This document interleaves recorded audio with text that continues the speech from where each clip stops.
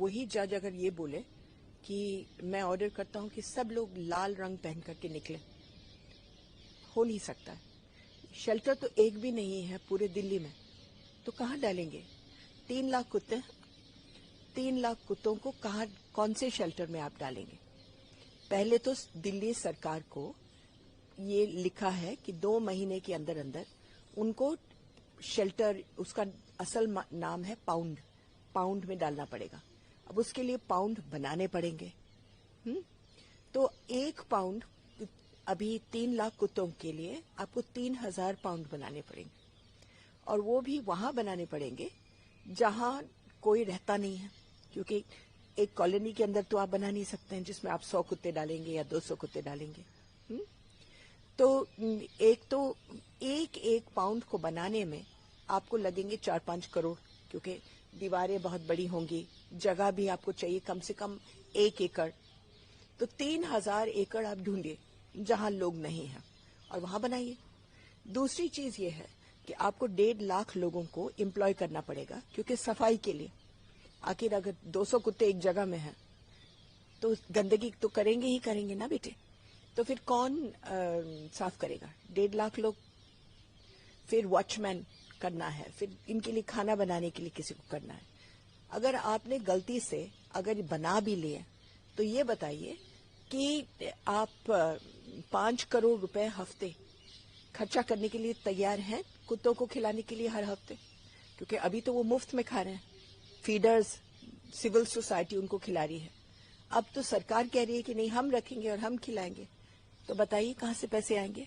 और अगर आएंगे भी तो लोग क्या नहीं बोलेंगे कि आप गरीबों के लिए कुछ कर नहीं सकते हैं, आप कुत्तों को खिला रहे हैं? तो एक तो ये नामुमकिन है। दूसरा, अगर मान लो कोई जादू से हो भी गया तो फिर क्या होगा?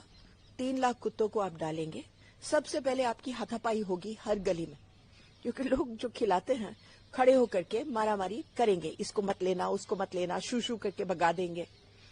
आपका एक दिन जाएगा एक कुत्ते उठाने में, तो आपने 500 वैन लगाने हैं इस काम में। चलिए, अगर आपने ये भी कर लिया और उनको ले गए, तो उसके बाद अगर जिस दिन सड़क साफ हुए 3 लाख कुत्ते के, तो 2 चीजें होंगी। एक तो बाहर से कुत्ते आएंगे, गाजियाबाद से, फरीदाबाद से कुत्ते, और इंसान और चींटी और हाथी वहां जाते हैं जहां खाना है। दिल्ली में बहुत खाना है, सब लोग खिलाते हैं। तो हमारे 3 लाख कुत्ते को 48 घंटे लगेंगे भरने में। तो फिर आप नए 3 लाख कुत्तों के साथ क्या करोगे जो स्टेरलाइज नहीं है? दूसरी चीज, अगर कुत्ते नहीं आए, आज बंदर जो फैल रहे हैं दिल्ली में, वो नीचे पेड़ों से नहीं उतरते हैं कुत्तों के डर में। जिस दिन कुत्ते गए तो आपके बंदर यहाँ हर बगीचे में घूम रहे होंगे। ये हुआ था पेरिस में 1880 में, जब उन्होंने सारे कुत्ते बिल्ली को मार डाला।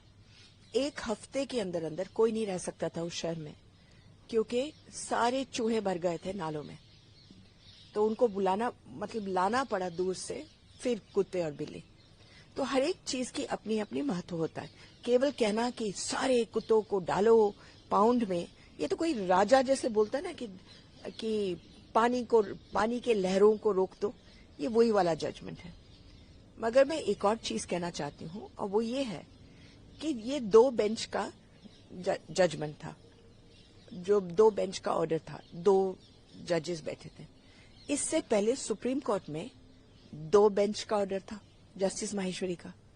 तो क्या उनका चलेगा या इनका चलेगा? क्योंकि जस्टिस माहेश्वरी ने कहा सब कुछ बहुत ठीक है, थोड़ा सा इसको और अच्छा कर दो, बस।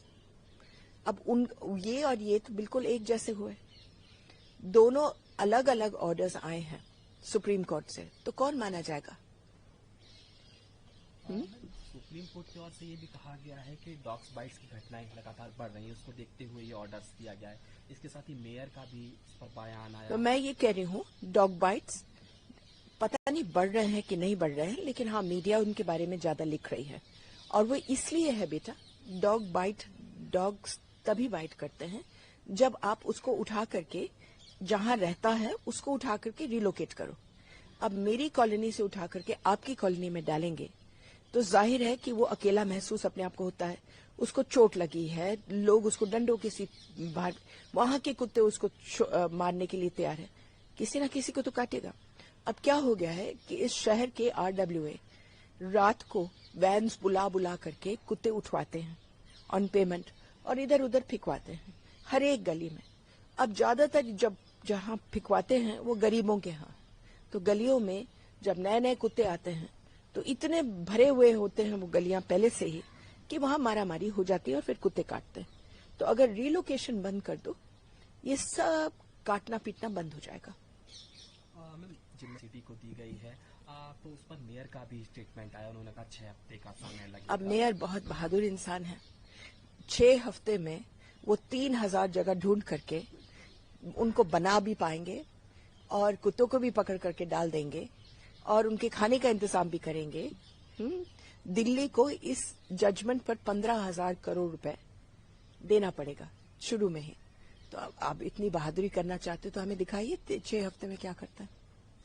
کہنا بہت آسان ہوتا ہے پولیٹیشنز کے لیے, یہ ڈھونڈے.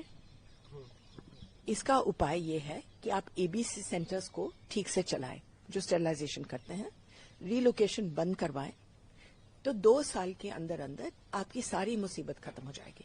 اچھا, اس کے لیے ہم لوگ MCD کے ساتھ بیٹھے تھے, بہت ساری میٹنگ ہوئے ہیں اور فرائیڈے کو ہی طے ہوا تھا ایک 14 پوائنٹ پروگرام چل جائے گا اور اس میں 2 سال کے اندر اندر سب کو راحت ملتی. لیکن اب یہ ججمنٹ آ گیا.